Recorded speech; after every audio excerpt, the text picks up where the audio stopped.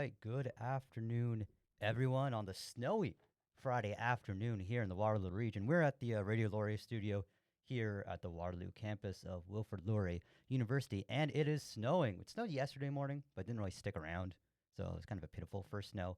Today is the first snow. I was walking into the studio, and it was like the thick, light snow going in your face, and everyone's wearing winter coats. I'm not yet, but it's quite a day, and it's exciting to finally have kind of the first taste of winter come into the Waterloo region as it's November 29th. It's almost into December, almost Christmas. But before Christmas, of course, is exams and final projects and all of that stuff. And due to all of that, it's just me in the studio here today.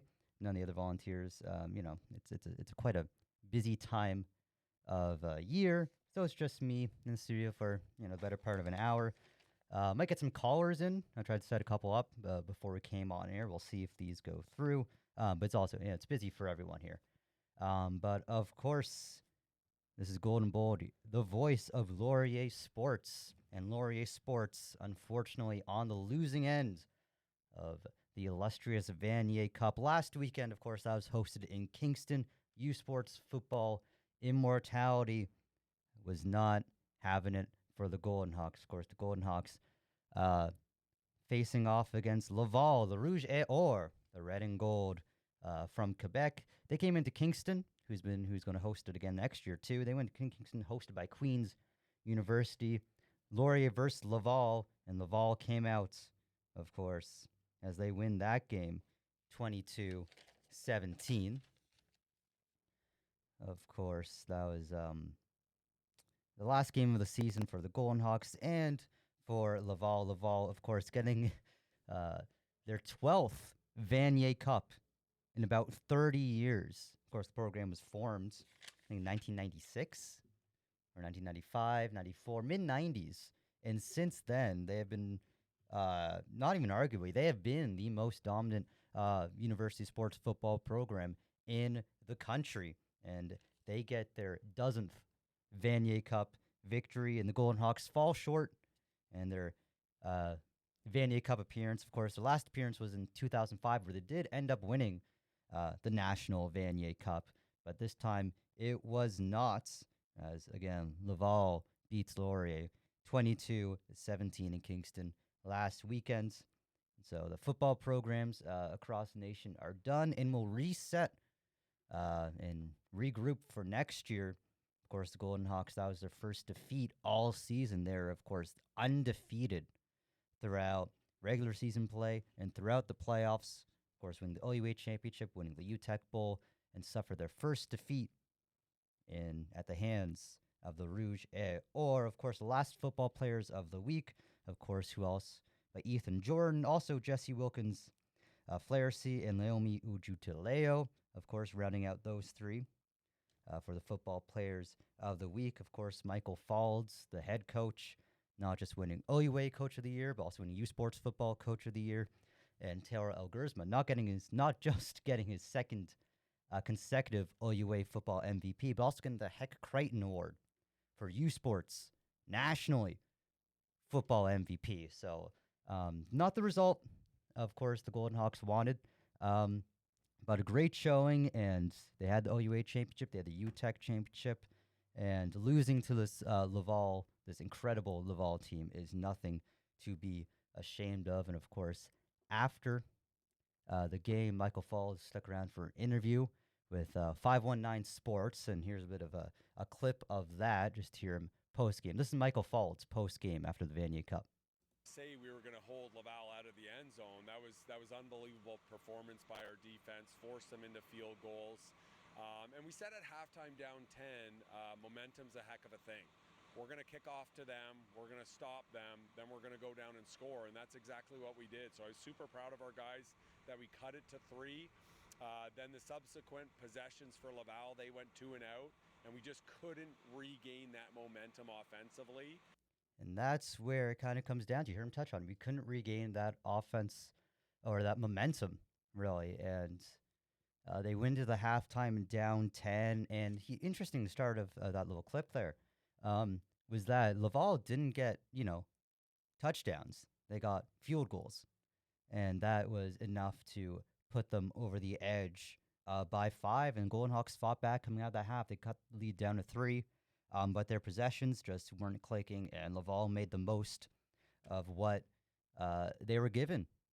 So again, another disappointing end to the season for the Golden Hawks, but it can only be so disappointing, and it's one of those where you kind of, you miss the big one. And I'm sure, it's a bit of a mourning period for the seniors too, as that was their last game in the purple and gold. But you did win the OUA, you did win the UTEC, and for the players who aren't graduating, of course, the message in the room is we'll be right back next year. Of course, again, those football players of the week, the last edition of the school year: Ethan Jordan, Jesse Wilkins, Flerick, and Leomi Ochutileo. Of course, other athletes of the week outside the football realm. Of course, Kate Gosgriff and Kent Goni Avila. Of course, both swimmers, a strong swimming program appearance over the past week, especially Kate Gosgriff. Of course, she's the first year business math major. She set 3 Canadian para records at the Dean Bowles Division Championships in St. Catharines this past week. She set records in the 50-meter, 100-meter, and 50-meter backstroke. Congratulations to Kate Gosgriff for a terrific performance, not just for the Laurier program, but just individually for herself, setting records at the Canadian Para Division Championships in St. Catharines over this past week, and that's quite impressive. Of course, going down the rest of Laurier sports, of course, men's hockey this past weekend cut their 9-game losing skid. Was worried he was going to get to 10, then the hockey guy would have to make a video on it, but only got to 9, and they won that game 5-2, and they were at York. Of course, it was 2-goal game from Eli Reimer. Sam Rhodes, of course, also getting a goal and an assist. And it was interesting. I'm looking at I didn't get to catch the game. I was looking at the score sheet for it, the box score. And there was 3 fighting majors handed out. And I think that's the first time I've looked at an OEWA box score and saw some fighting majors. It's a pretty rare occurrence. You don't really see it out of Laurier sports. But Guelph, where am I here? I was talking about the York game. The Guelph game they played. Why did I put Guelph? It's the York game. I'm getting my notes confused. It's the York game. They had fighting majors. It was the York game again. They won that 5-2. And there's 3 fighting majors handed out. 2 for York, McCarthy and McAndrews. And then also Laurier's Anderson got a fighting major too. And of course, Anderson and McAndrews both also got a roughing minor, and fighting not allowed in the OUA. So of course, there will probably be some supplementary discipline or talking tos at least from the league, as I'm sure, fairly certain it's probably a 1-game automatic suspension for fighting, as with most junior leagues. But also, I don't play in the OUA. I've never really played competitive hockey. However, fighting is like integral to hockey, and a game misconduct, getting out of the game, sure, but take suspension, really? These are like, I don't know. I don't know. I like seeing fighting. I don't think it should be disciplined as heavily, but it's also, it's a recent trend of trying to take, the more violent plays out of hockey out of the game, which, for in the name of player safety, I guess I do somewhat agree with. But I guess in that same vein of the OUA, not encouraging fighting, it's kind of a rare play. I was reading the box score, and I'm like, oh, I heard fighting. Awesome. All right. So I went to the OUA website, OUA.tv, where all of Golden Hawks games are streamed for hockey. And I clicked onto the York and Golden Hawk game. Of course, York hosting that, so it's off York's broadcasting team. And I guess they probably taught that. Like, I don't want to say they did their job wrong, but the fight was going on, and the camera never panned over to it, so we never saw. Like, if you're watching at home, you couldn't. Only people in the stands saw the fight. But the camera just stayed aimed away from the fight where the puck was for like 30 seconds until it was over. And then it panned over, which I guess that's probably what the cameramen are taught. But also, I want to see a fight. You want entertain. You want people to watch the games. Then you air the scraps. Real grap talk. But that was not to be. So you kind of have to have the commentators kind of guide you through what happened. And it sounded like Laurier's Anderson threw an elbow, the commentators were saying, and then I think McAndrews dropped his gloves, and McCarthy got in there too, and also got a fighting major. So a bit of a scrum, bit of confusion. Ends up 2 York players with a fighting major. Laurier 1 player with a fighting major.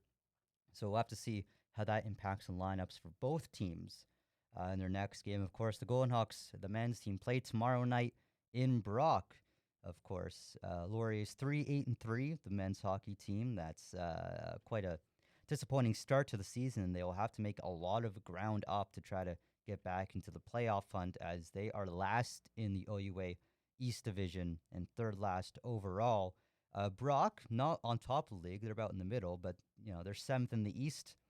So this is a doable game for the Golden Hawks, coming off a momentum of a 3-goal victory on the road. Of course, Brock 6-7, 1-1 for 14 points. And of course, Golden Hawks coming out that 5-2 win against York November 23rd. Another point of the York broadcast. Another point of the York broadcast. I noticed that they're a score bug. The timeless classic of radio shows are the visuals. And so if you look on your screen, the score bug is like the scoreboard graphic that's laid on the screen. That's called a score bug.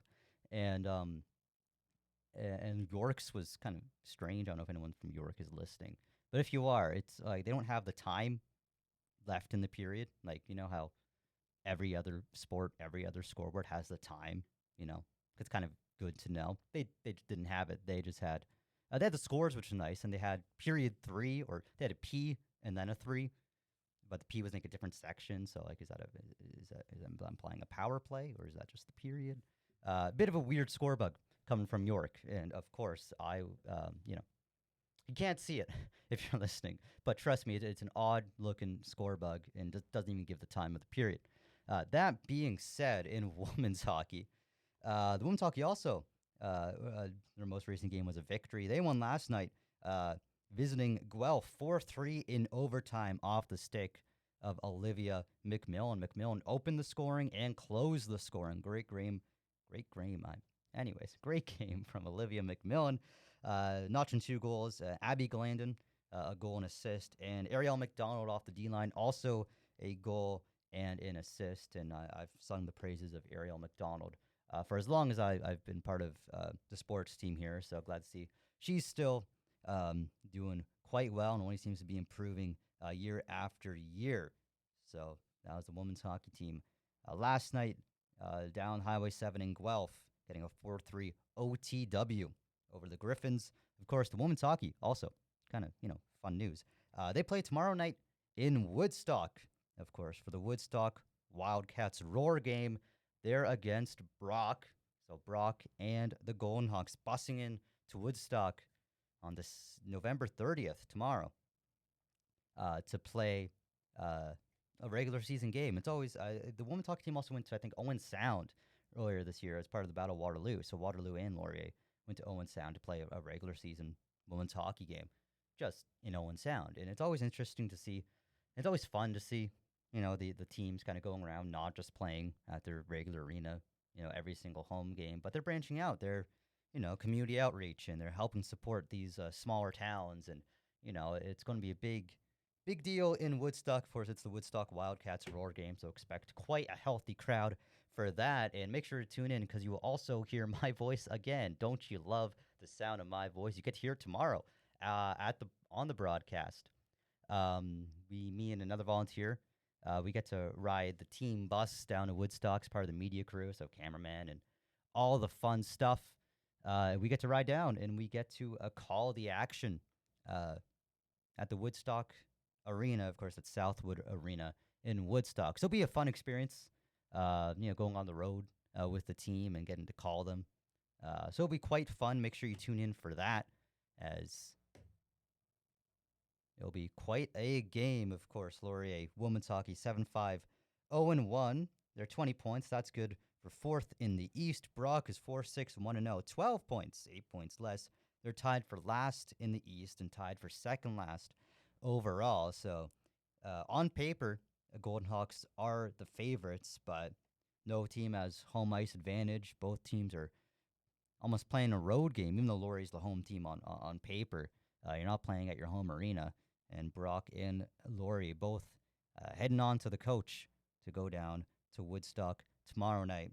Game start at 7. Basketball wise, for Laurier Sports, men's basketball, they're currently at a 3-game losing skid. Of course, their most recent loss coming at the hands of the TMU Bold, 78-85 last weekend. Of course, they play tonight in Thunder Bay. That's quite a ways. They're of course facing Lakehead. Of course, it's the final game of the term for both basketball teams, men's and women's, as the men's teams, of course, is 3-7 on the season. That's good for 4th in the West, and they're against the 8-1 Lakehead team. Of course, they're tied for 1st in the Central. Very strong Lakehead men's football program. Of course, they're tied for 1st in the Central with TMU. How TMU and Lakehead are in the Central Division, the same division, I don't know. But the women's basketball team also making the trip up to Lakehead, and they also have a current 3-game losing streak, and they're also 3-7. These men's and women's teams cannot branch out on their own. They're both have a losing record, and not last in the league or anything, but they have a losing record. They're both riding 3-game losing streaks. They both have the exact same record, 3-7. I don't know what's going on there. Probably coincidence, but you're kind of hoping that either one of those teams come out with a win, and out of those teams, it might be the women's. Of course, if you look on paper, the women's team's 3-7, Lakehead's 2-7. So the Golden Hawks play one more game than Lakehead, and also have that one extra game being a win. So we'll see what the outcomes of those are. Of course, the Golden Hawks also, the women's team, lost against TMU last weekend. 10-point loss, 58-68. In that 10-point loss, Laurier's Cassidy Hurdle almost got 20 points, got 19 points. Good showing for Hurdle, but eventually did lose that game. Again, the women's and men's teams play tonight at Lakehead. You can catch that on OUA TV. And it's the final game of the term for both teams. So as we head into the Christmas break, you'll see sports winding down. Of course, again, that women's Golden Hawks team's also 3-7. That's good for 5th in the East, above Algoma, but who isn't? And again, Lakehead's 2-7. That's good for 5th in the Central. I do want to look up Algoma University women's basketball scores, because they've been getting shut out. I think the men's team do. Algoma, not a good start to the season for their basketball programs. As if I could spell, it'd be easier to look up these, as I want to check out Algoma. As I was looking at some of the scorers, of course, we here at the sports team, we get to commentate some of the games.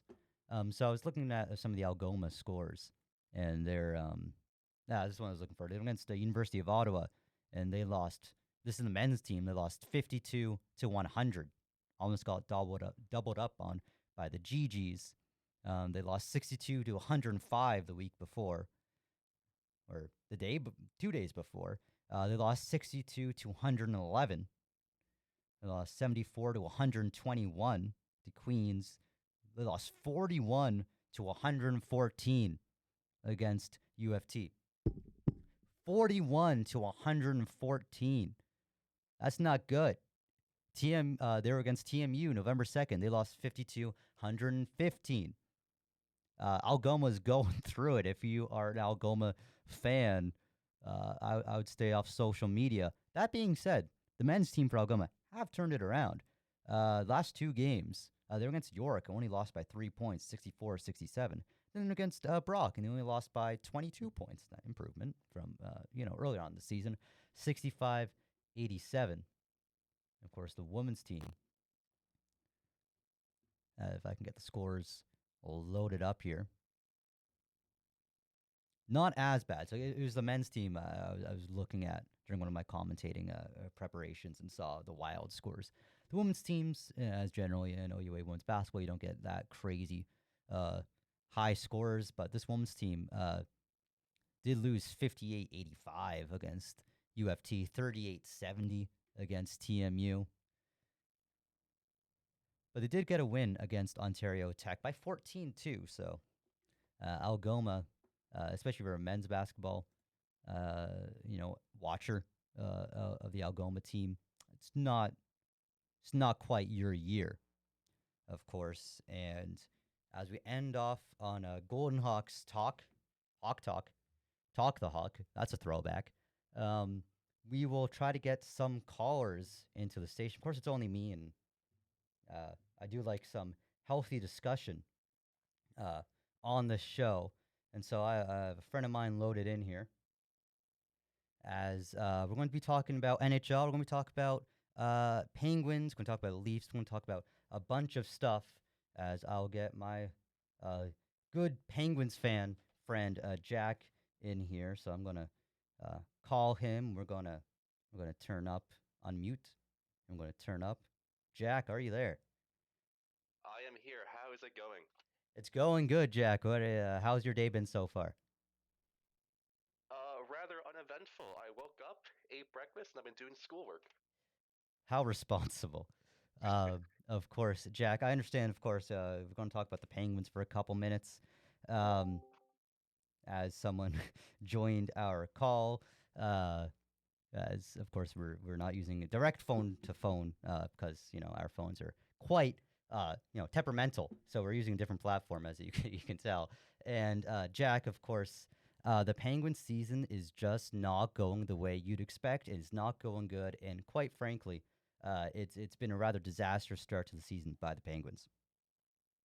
You know, I knew they probably wouldn't make the playoffs, but they're not doing anything. They have like they have a negative 33 goal differential. Oh That's like man. team less, but like the second worst team. They're like they're almost last in the league. And you'd think the team be good. They got Crosby, they got Yeah. Malkin, they got Letang, Carlson, Bunting, Raquel, Russ, but they can't put it together, especially in that third period. No, and you mentioned, yeah, again, they have a good roster, but they haven't been able to connect at all. One of the big questions, of course, we saw the firing of Jim Montgomery out of the Bruins. Do you think Mike Sullivan of the Penguins might be on the hot seat? No, a lot of Penguins fans they do People join. not Penguins fans they do not like Mike Sullivan. I don't know why. He won him 2 cups. Like you can't like disrespect him.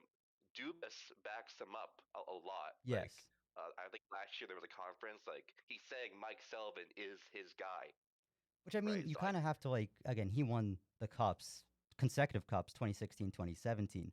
But how long do you give him that goodwill? Because that's 7 years ago. that is true, and like there is like the meta nowadays. It seems to be if your team does bad, immediately fire Yes. everyone and then rehire.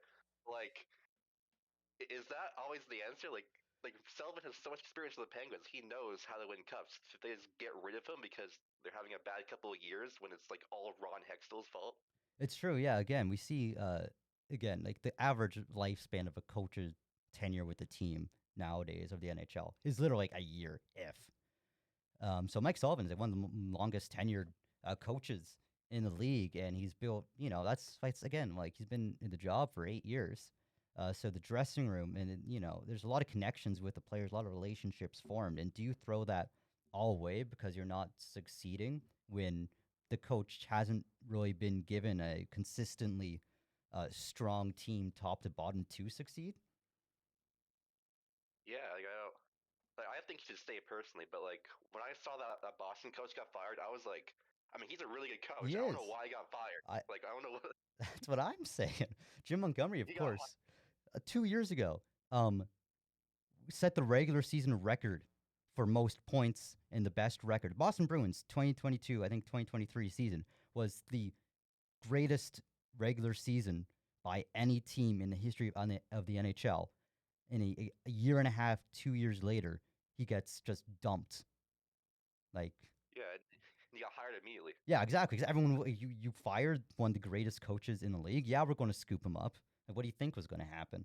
And I'd argue if Mike Sullivan, got dumped at any point, there'd be teams calling because he's proven that he can win, and he's a good coach. And again, it kind of goes to when Jim Montgomery was fired for the Bruins.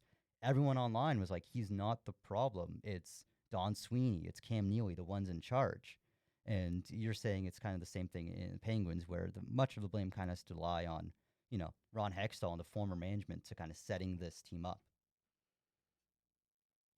Yeah, those contracts are not great. I do like the Dubas trade. Right when he came in, he got rid. Like people like don't like Eric Carlson because he's paid way too much, which is true.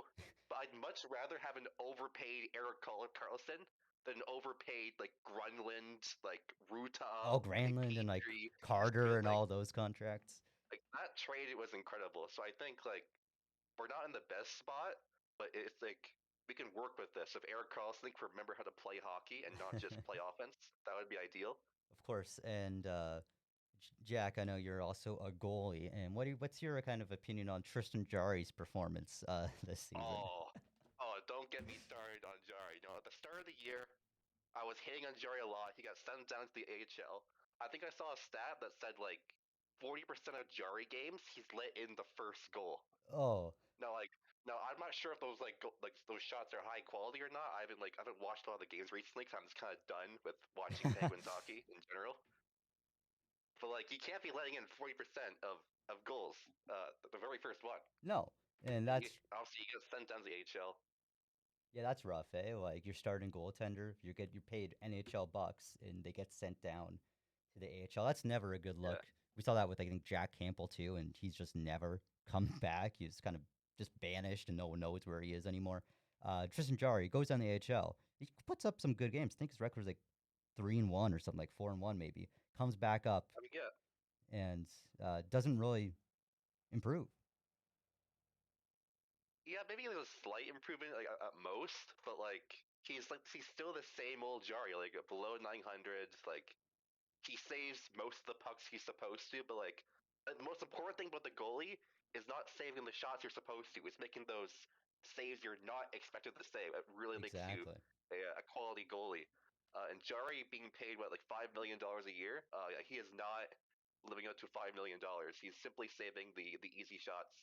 Isn't really being too competitive anywhere else. Yeah, I just Googled his contract, and yeah, 24-25, he has a cap hit of $5.4 million. And to be putting up these numbers, be putting up these performances, is just not cutting it. And also, as a goalie, I want to take your take on the Charlie Lindgren goal, of course, a couple of nights ago. As a goaltender, like, have you done that before? Is it common? Because that just Uh, seemed like just kind of boneheaded play. They end up winning the yeah, game, but no, like, how do you excuse that?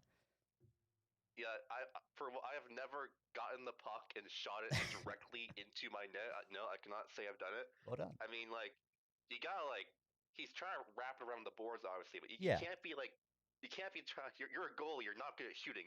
You stop the pucks. You don't play with the pucks. So like, just don't put it near the net. Like, what are you doing?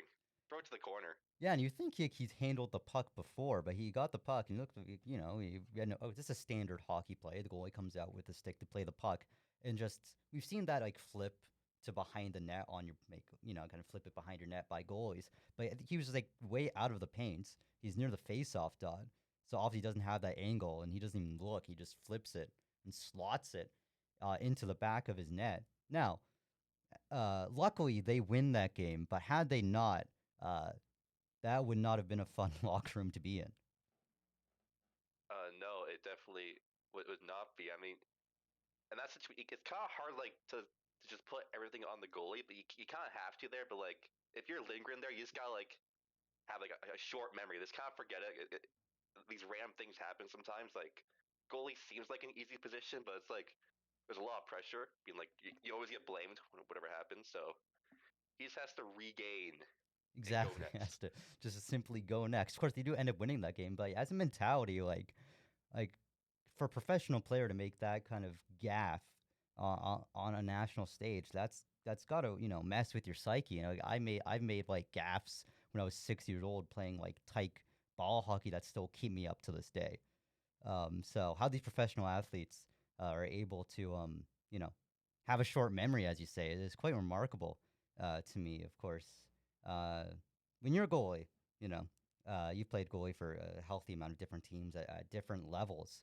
of course. Are you able Absolutely. to kind of have that short memory, or are you one of those people that kind of keeps you up at night? I'm just here to save pucks. I don't really care about winning or losing nowadays. I mean, maybe back in the day, in like the 12-year-old rep game, it was like, oh dang, let that goal in.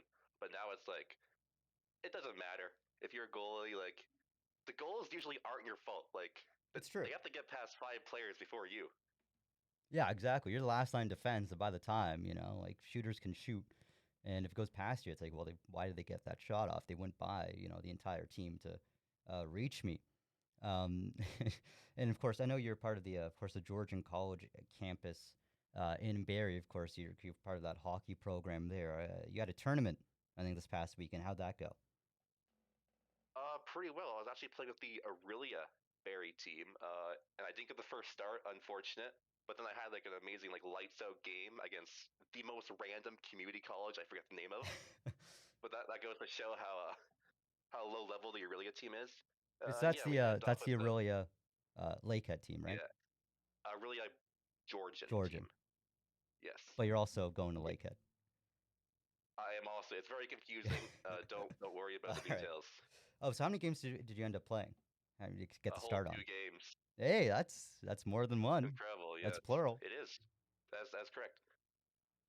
All right. And before we let you go here, anything else you'd like to touch on? If I know you're a Penguins fan, have you been keeping up with any other teams in the NHL? Hmm. Winnipeg doing well. In my Winnipeg opinion. doing well. Yes. How about that Yes. Howabuck, huh? Buck is indeed a good goalie. Ain't no way. Of course, Helbuck putting up big Vezina numbers, and the Jets, I believe, are still on top of the league. Of course, I think they won their big first 15 of 16 games, or first 14 of 15. So the Winnipeg Jets doing quite well for themselves as they're 18-5 now, which is um, top of the league. So before I let you go here, do you think the Jets have what it takes to be a favorite in the playoffs, or are you of the mindset they're just another first round exit? I mean, I don't think they're a favorite to win the cup. They are a Canadian team. As we know, Gary Bettman would never allow This it. is true. This is But Bettman's like, NHL. I would say it's doable here. Like if they can keep going, and they started off really well, like 16-1. They started off Yeah. something ridiculous like that. They have like fallen off a little bit. They're only 6-4 last 10. Ugh. So if they can get back to that the original first 15 games they had, I think they have a real shot. I agree. I think the Jets do have a good shot. As you mentioned, they're 6-4 of their past 10. So maybe it's just a case of the teams and defenses and scouting kind of have the book on you now, and they know how to defend you, and they know where your weak points are. But nonetheless, Yeah. the Jets again have quite a strong lead on the league. So thank you for calling in here. Jack, we might get someone else on the call, but for now, have a great day, Jack. Thanks for your insight as always. No problem. Have a good day. Have a good one. All right, that was of course Jack Duma, of course. I think he's in Barrie right now, and he's a goaltender. Growing up, he still plays goalie, as you mentioned. He had a tournament for Lakehead down in Toronto, and again, goalie talk here. Tristan Jarry for the Penguins, not putting up good enough numbers, especially what his contract hit is. But like that was kind of predicted, and Jarry has only shown that he's a very inconsistent goalie. At times, he looks like a top, you know, 10, 15 goalie in the league, and other times he looks like, like you almost can't afford to start him.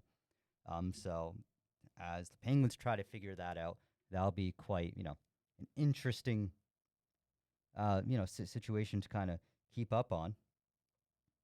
As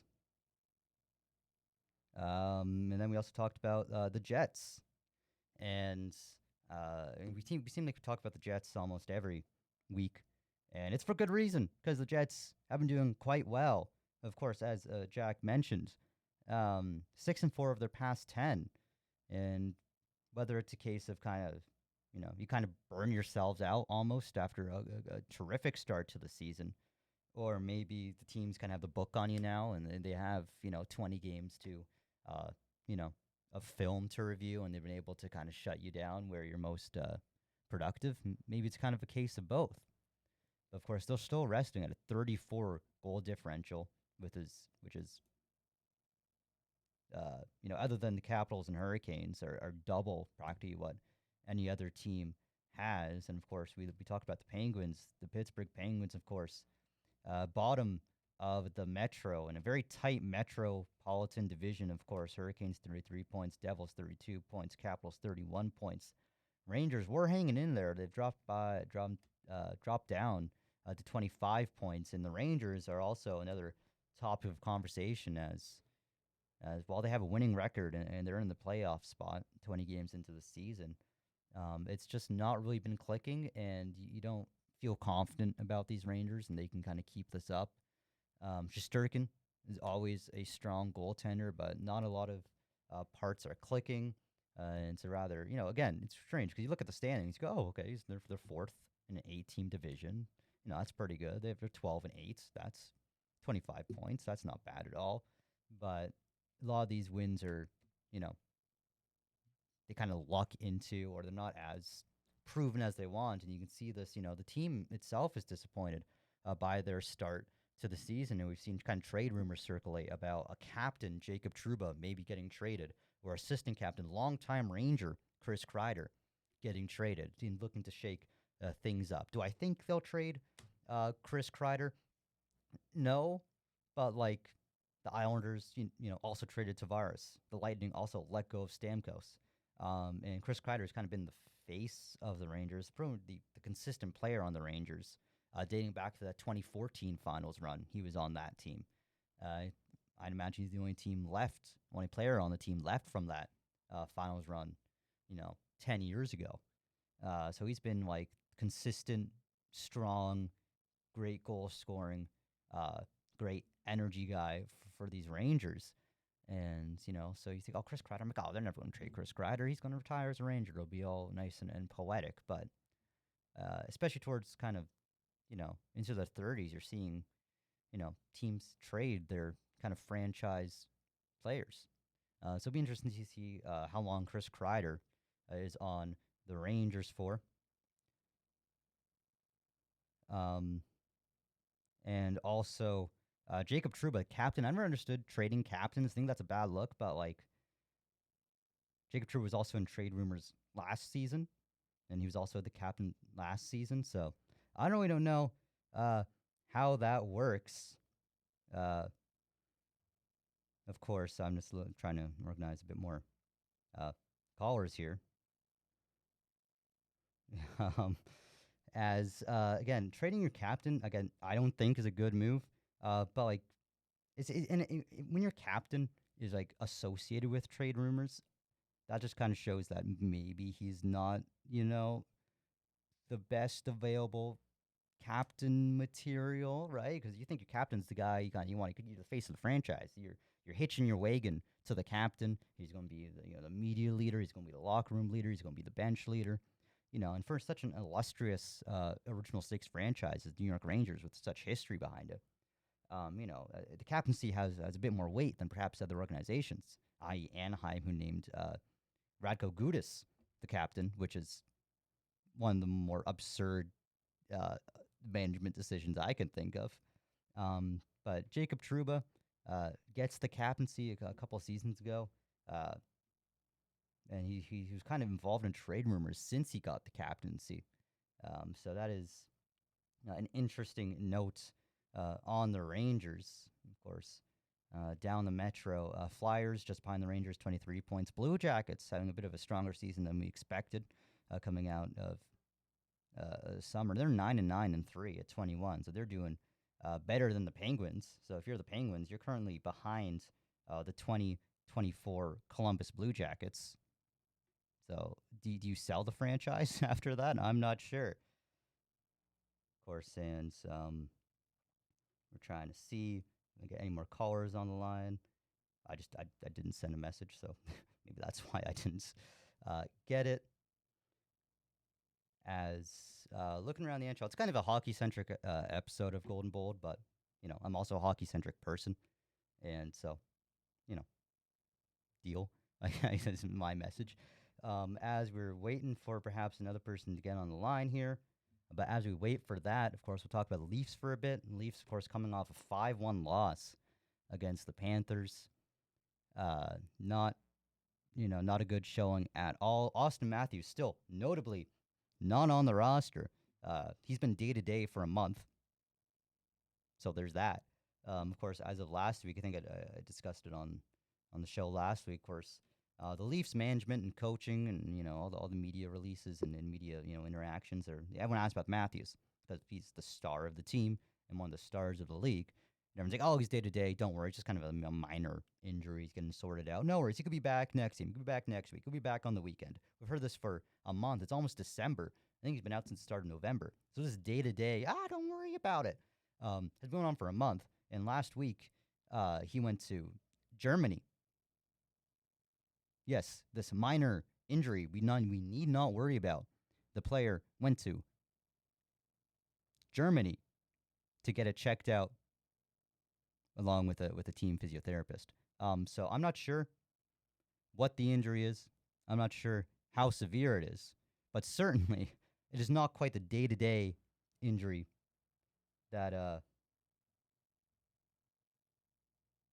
we expected.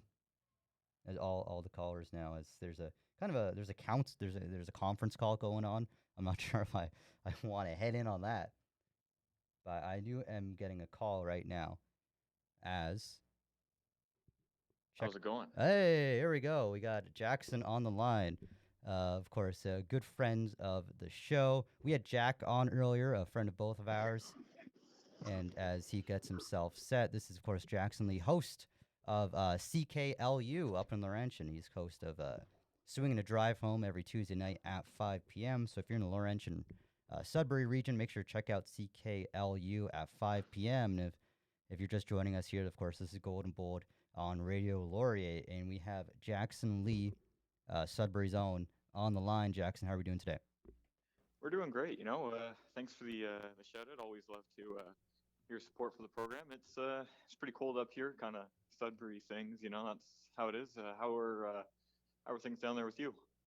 Going good. We're getting our first like snow of the season. We got a bit of snow yesterday morning, but it was gone by noon. But here, I was walking to the studio at 12:30, and like it was thick, light snow in my face. So I'm hyped. It's almost winter. It's almost Christmas, and meaning it's almost winter. It's almost Christmas. We're almost heading into December for the NHL season. Of course, most teams over 20 games played now by this point.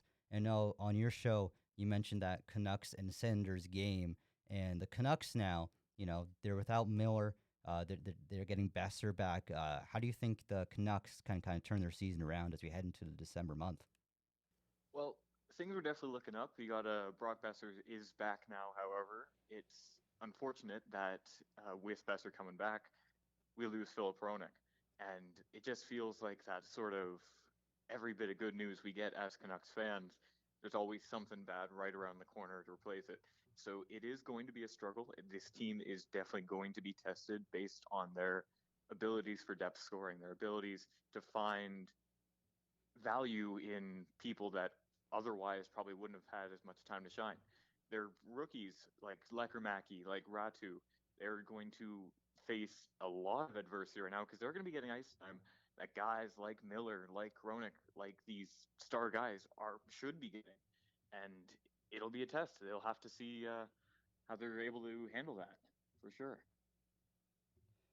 And you mentioned again, I was tuning into your show, and that Ottawa game against Canucks. So that was a chippy team. It's a chippy game, and of course, just your opinions on that on the Senators' season so far. Well, the Senators are one of those organizations that you feel like they've been rebuilding for forever. And if you've only been a fan of the game for 8 years, they have been rebuilding forever. They have not made the playoffs since 2016-17 season. They haven't even been over 500 in that time, I believe. Maybe one or two halfway decent seasons here and there. But the Ottawa Senators story for the last little bit has been one of complete and utter travesty. They are, without a doubt, the worst Canadian franchise in the league at the moment. And it's kind of sad to see because we were talking about on the program, they have a lot of talent on that team. They have guys like Kachuk. They got guys like Stützle. They got guys like Sanderson.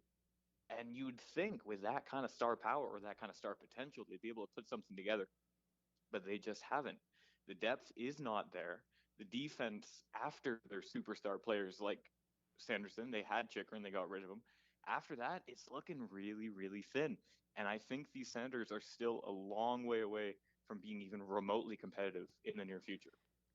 It is strange because again, the Senators, you kind of been in a perpetual rebuild since like that Eastern Conference Finals run back in like that's like 7 years ago now, and since then they lost a lot of those players from that run, and they've been kind of perpetually rebuilding. They've gone through different ownerships through this rebuild, different management, different coaches, and it just seems like they're never able to kind of take that step into the playoff picture. And occasionally they get on good runs, but they're never really able to take that leap into the playoff conversation. In this season, it looks, unless they turn it around, looks like it's another season for the Senators to be out of the playoffs and not really improve. Of course, the Senators, 21 points, second last in the Atlantic.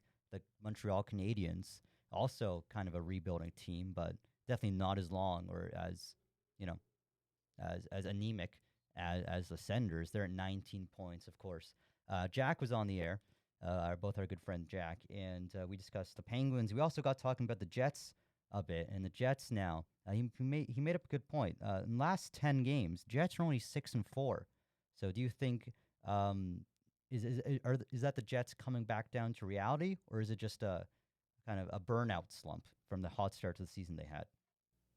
Well, I think a big part of it is, yeah, you're absolutely right. A bit of a burnout, bit of a slump, bit of a hangover, if you will, from their massive success at the beginning of the year. But you also got to remember, this is a team that has been very, very, very good for a very long time. They've been very quietly a 100, 110 point team for the last couple of years. You know, we're talking about probably the best team since COVID as far as record wise. And yeah, their playoff woes have been very prominent, but this is still a very good team. And yeah, 6-4. But if we're talking about 6-4 being a slump, think about how good of a how good that is for a team, right? Like that, there are teams out there that would kill to go 6-4 over the last 10. Canucks and Ottawa being one of them. And I think this is just maybe a little bit of a slump.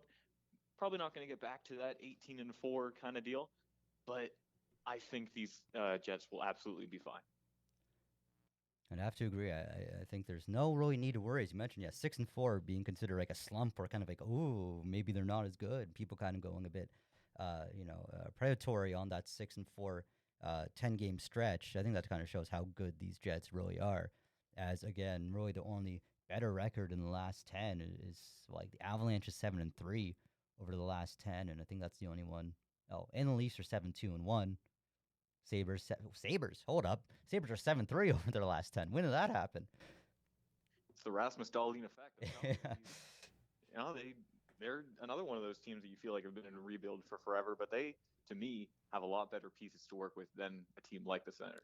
Again, it's But kind they're of also the Sabres. yeah, we have to consider they haven't been to playoffs and since Obama. But as you kind of say, the three teams in the Atlantic Division that have kind of been like in a perpetual rebuild have been the Senators, have been the Red Wings, and have been the Sabres. And the Sabres, 23 points. Red Wings, 22 points. Senators, 21 points. All three teams outside the top four in the Atlantic. Out of the Sabres, Red Wings, and Senators, it's kind of been a topic in the hockey community for a while. Which one, two, or all three of those teams do you think have the best chance in making the playoffs? See, that is a really, really good, interesting question. And I would have had an answer for you at the beginning of the year saying it's the Red Wings far and away because I was a complete believer. I didn't think they were going out and getting 100 points and 50 wins, but I thought for sure that the Red Wings could muster up a playoff chance this year, and they just aren't. To me, to be a good team in this league, you need a couple of things. You need a superstar forward, you need a superstar defenseman, and you need a good goaltender. And these three teams, none of them have all three of those things. I mean, Ottawa is getting pretty close. You know, you look at guys like Stützle, and now they have Allmark. But with those important factors, you need depth, and none of these teams have that. There's very promising young talent on all three of these teams. You talk about guys like Darlene, talk about guys like Caulfield, who's playing absolutely Oh yeah. amazing right now. But there's no depth to any of these teams. So it's hard to say. If I had to put one, I still believe in Detroit because I'm a big Patrick Kane, Dylan Larkin guy. But it's hard to say. It is hard to say, as again, over the past couple seasons, it's been either the Sabres, Red Wings, one of those teams, Senators, are going to make the leap this year. Since coming out of COVID, in those past 3 years, none of those teams have made the leap. But hopefully, one of those teams will, because those fans earn it. You say the Red Wings, I'm going to go. Maybe it's just like, you know, it's probably not going to happen. But I would love to see the Sabres make the playoffs. I think the last time they're in the playoffs was like 2011. So I don't even remember.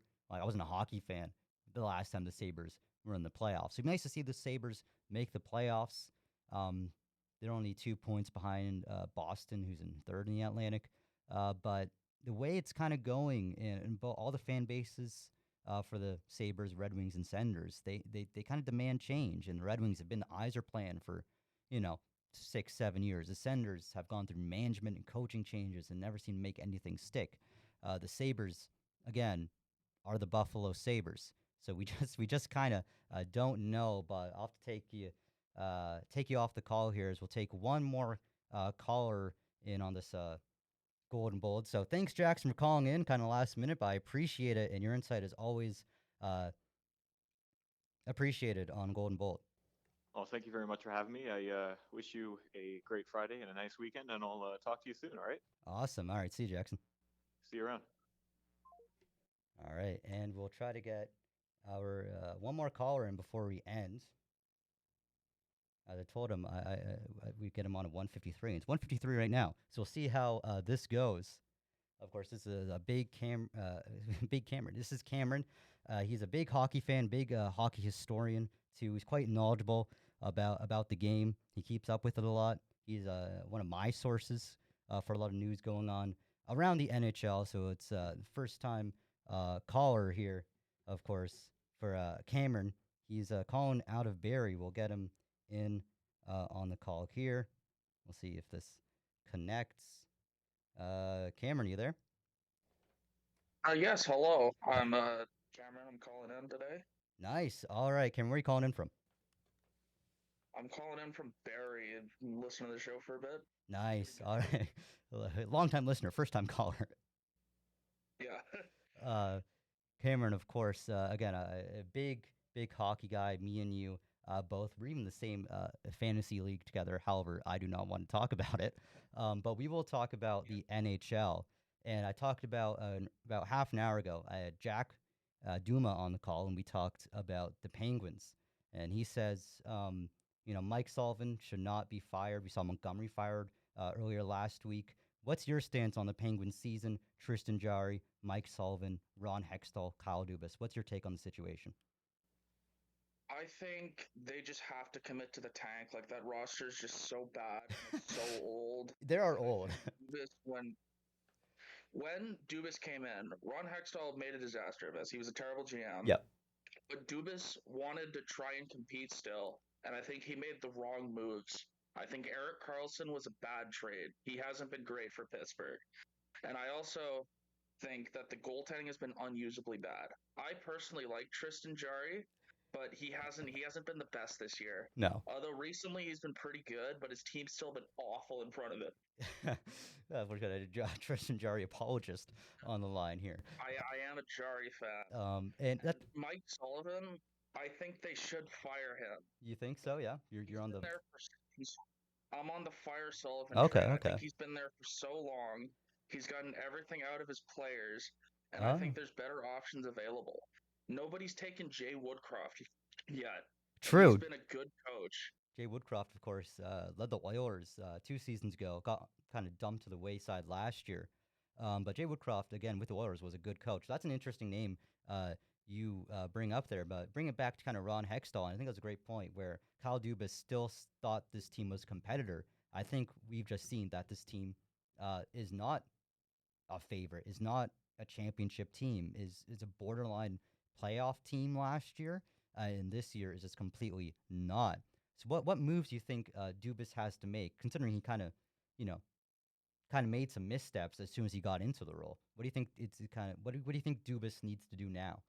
You say commit to the I tank, think right? it's commit to the tank. I think it's time to trade off some key assets. Get rid of Carlson, even though his value has completely tanked. There's no reason to keep him.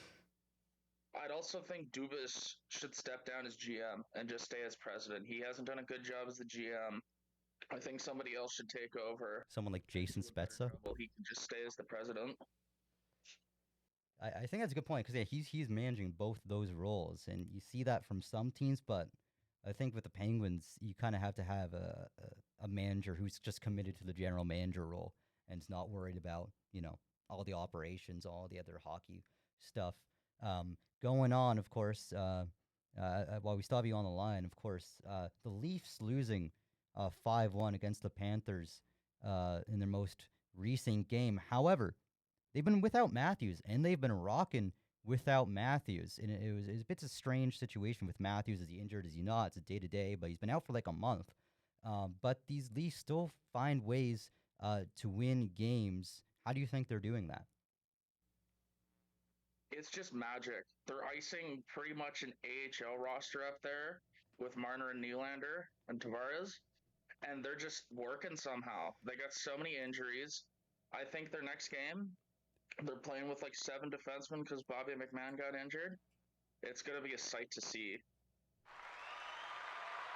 That was a brilliant take, sir. I love that. Again, And the Leafs, of course, get Alex Nylander, William Nylander's brother, maybe for some sibling magic. Of course, did not end up working in that four goal loss, and it's a strange situation with Matthews. Of course, like we discussed on the show before. I've discussed it on CKLU with an earlier caller, Jackson, the host of that, and like every single time they're asked about the Matthews injury, they go, "It's not a big deal. He'll be back really soon." He was up in like Germany getting his injury, his apparently minor injury, checked out. So no one really knows the scope of it. It's been an entertaining situation for all the wrong reasons. But do you think Matthews is nearing a return at least? well, they're saying he was close for the Florida game, so I feel like he should return within the next week. But who knows? This injury's been so mysterious, they won't say anything about it. And I've only heard that he got this a while ago, and he's been playing with it, and it's only gotten worse. It is So interesting. Yeah, because I remember they said like, okay, he'll make his return in Florida. You know, the 27th, I think it was 2 days ago, in Wednesday. Notably, that just didn't happen. It seemed they keep delaying his return for a while, and the Leafs have been able to play just fine without them. You equate it to magic, um, but they've been the last 10. They're 7-2-1. They're on top of the Atlantic.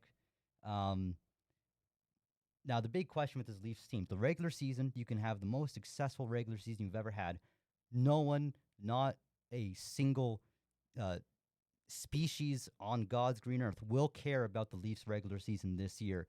We will all care about the playoffs. Do you think this team's better structured for a playoff run than they were last year? I think so. Last year, of course, they played Boston, which was an unwinnable matchup. They could have even You advanced can't to the win those. playoffs. Yeah, I think they really upgraded on defense. They got a lot of good defensemen there. I think come trade deadline, if they get another good forward, I think they could win a playoff round this year. If they get what do you think is their weakest part of their line? Do you think they need to improve their goaltending? Stolar has been pretty good. Do you think they need to improve their defense? Stolars is very good. I Yeah, don't think they need anything on defense or goaltending. I think I it's think just if they get like a third line center, they'll be good. I think they really need a third line center. third line They've center. been You playing say? Max Domi. Yeah, that's Domi's fair. been That's the third fair. line center, and he's kind of and not great center. Yeah, He's I more do. as a I winger. I do like Domi as a winger. I agree. Yeah. All So they right. could get like a decent third line center. I think they'll do a lot with that. Of course. Before we hang you up, as we're almost out of time, we're talking NHL. We're talking hockey. We're talking playoffs. Um, who's your Stanley Cup pick? My Stanley Cup pick is the Dallas Stars. I still Ah, believe in them even after last year. no I Pavelski. think they're one of the best teams. I know, no Pavelski's sad. I really wanted him to I win a know, cup, I but I love still think this Pavelski. team has it. You think Still think this team has I it. think that's a good shout. I do like the Stars. I know you're a Rangers fan. What's your opinion on the Rangers start to the season? They're horrible right now. Yeah, they're not doing so. Again, it's weird because I was discussing it. It's standings. They're in the top half of the Metro. But like, there's a bunch of trade rumors going around. It's not the start of the season anyone wanted. Do you think they'll end up trading Kreider or Truba? Those are the two names linked to rumor. Do you think they'll end up trading They either should of them? trade. They should trade Truba. You say Truba should go. Kreider's still good. I, Truba's unusable. He's bad. he's not a great defense. He's the captain though. Do you trade the captain? Yeah, you got to do it. You got to do it. What do you think the return for He's a Truba will look like? liability. Do you just get another defender, or do you try to like get a forward out of I don't Truba? think they'll get. I don't think you'll get much out of him. You just try and at least get like a decent draft pick, and then try and get something else in another trade to replace him. I think that's fair. Hear from Cameron calling out of Barry. Thanks for coming on the line, Cameron. You're welcome. Awesome. All right, have a good one, Cameron. You too. Beautiful. All right. As that kind of wraps up our time here for Golden Bowl, we got 3 callers in one show. I didn't know I even knew 3 people, so that was fun. It was a solo show from my end. My name's Ian Billy, of course, sports manager here at Radio Laurier. And in case you missed the top of the program, we'll run down some Golden Hawks sports events coming on. Men's hockey, they play tomorrow night in Brock. Of course, Laurier men's hockey team, bottom of the East, not a strong start to the season at all. Brock, not too far ahead of the Golden Hawks, so this is a winnable game on the road for the Golden Hawks. That's men's hockey. Women's hockey, tomorrow night. Me and Mateo Beckles will be on the call for that. We're hitching a ride on the team bus to Woodstock. I forgot what I was going to say. Oh, the Woodstock, like Joni Mitchell, Crosby, Stills, and Nash and Young. We're Stardust, we're Golden, we're a billion-year-old carbon. We've got to get ourselves back to the Garden. I think I butchered that. Nonetheless, we're in Woodstock, Ontario tomorrow night for the Woodstock Wildcats Roar game. Great crowd tomorrow night. The women's hockey team are 4th in the East. They're facing off against Brock, who are tied for last in the East. So on paper, it will be a Golden Hawks favorite. However, anything can happen in OUA hockey. Men's basketball play tonight. Women's basketball play tonight. They're both on the road in Thunder Bay. That's a long trip way up north. They're in Thunder Bay. They're taking on Lakehead. Of course, the men's team for Lakehead, 8-1 on the year. They're tied for first in the Central. And the women's Lakehead team, they're 2-7. They're tied for 5th in the Central. So make sure to catch OUA TV for those hockey and basketball matchups coming your way tonight and tomorrow night. With that out of the way, hope you guys have a great Friday, as it's been a rather nice, pleasant, snowy Friday here in the Waterloo region. So wherever you're watching, hope you have a great afternoon, and we will see you down the road.